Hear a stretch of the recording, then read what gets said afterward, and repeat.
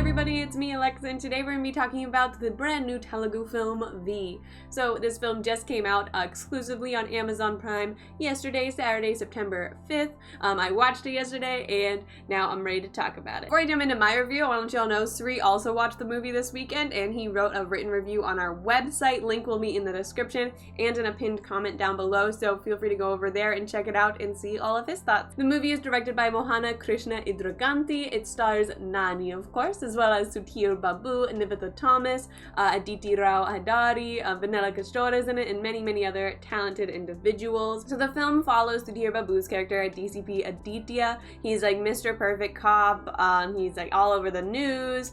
He's on front of magazines. He's like very popular. Has a bunch of medals. He's very well decorated. You know, whole nine. He's a really like well-known popular cop because he did something really great at the beginning of the film that you'll see.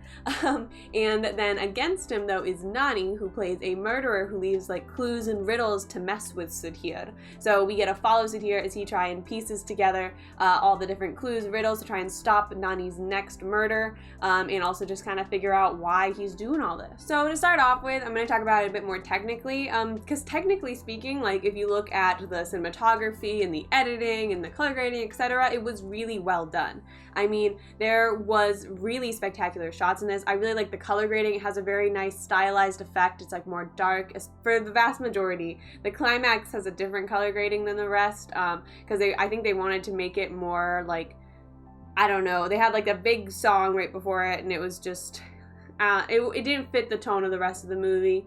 But I think I get why they did it, for commercial reasons, but I don't think it should have been there in the movie. I think they should have stayed true to the stylized tone that they've been going for the vast majority of the rest of the film. The editing was done extremely well, especially I really loved the fight choreography in this movie. It was very well done. There's a whole lot of really great fight sequences, and the editing was good where it wasn't too fast-paced where you lose the action, but it still was fast-paced enough to keep it engaging, and they had used slow motion a lot to create some nice effects. There's a few times where some of our main characters probably should have been hit by bullets where they just weren't. You know, it happens. I'm not too upset about it. It happens all the time in action movies. There's actually one editing mistake in the film, though, that I didn't even notice. Sri did, though. He wrote about it in his review, which you can read in the link in the description below. So yeah, overall, I thought the cinematography was very well done. Editing was paced extremely well, and the color grading was very stylized and created a really engaging tone for the film, especially in the first half. And that segues into the story portion. I mean, story-wise, it has an engaging premise, I think, you know, of the, murderer leaving clues and stuff. That can be really interesting and fascinating to follow that discovery, and I think that the first half of the movie did a really great job with it. Nani was very mysterious. We didn't know what was going on, and it was engaging. I wanted to know what was going on, but then early on in the second half, I fully figured out the film, and that's always a little disappointing to me because I guessed it with still almost a full hour left in the movie. I guessed the rest of the film. And so that kind of gives a point. I don't think it was very suspenseful. Like, it's called a thriller, but I would honestly say that the first half is a bit of a thriller and then it just kind of becomes an action movie for the second half, in my opinion. There's like a couple side plots that start in the first half of the film that they kind of just toss aside in the second half and forget about. Alright, so minor spoilers for a few seconds. Skip ahead to this if you don't want any. I'm gonna be pretty vague, so you could watch this and still enjoy the movie just as much, I think. But if you really don't want any spoilers, skip to the time on screen. So Nivitha and Sudhir's relationship romantically, it's a really cool concept again. So Nivitha's character wants to write a crime novel and she wants to use Sudhir as like the hero in it, because he's like super cop, so she wants to make it around him solving cases. So they have this great little budding romance that occurs where like she wants to help him with the case and stuff, and it's really well set up and then just has no like continuation for it. And so that I found extremely disappointing because I really enjoyed their back and forth relationship, and there's a few really great comedic moments even there. There's a few comedic moments throughout the film that were really well done, which was really nice to see in an action movie. But yeah, I was just a bit disappointed that they forgot about that side plot in the second half of the film. I think that should bring us into the acting, though. I think that the best thing about this movie was indeed the acting. Nani absolutely stole the show, of course, we all expected that. But the other characters were not far behind at all. While Nani, I mean, his tone as a serial killer, because I mean, you guys may have seen my trailer reaction I talked about, I was like, it's gonna be hard seeing Nani as a bad guy, but he absolutely nails it, especially in that first half, like his first introduction, and then he has like, there's like a phone call with him, and they show like a close-up of his face. He does this really like chilling deep voice that is very like, I don't know, it's very creepy. He sounds like a villain, and then he has this great like close-up in his eyes. Like, they look so good. Like, he seems like a sociopathic murderer. And I was extremely, extremely impressed with Nani's performance throughout the entire film. But as I was saying before, like, Sudhir was not far behind. He did a spectacular job as that, you know, super cop, just trying to do the best to, you know, follow the rules and just be the best cop he can be.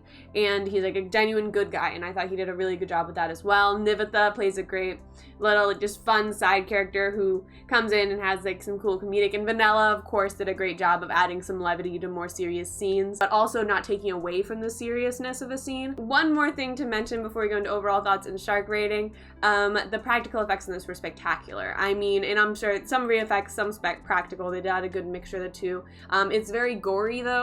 If you're not a fan of like really bloody movies, I wouldn't recommend watching it because they really show it.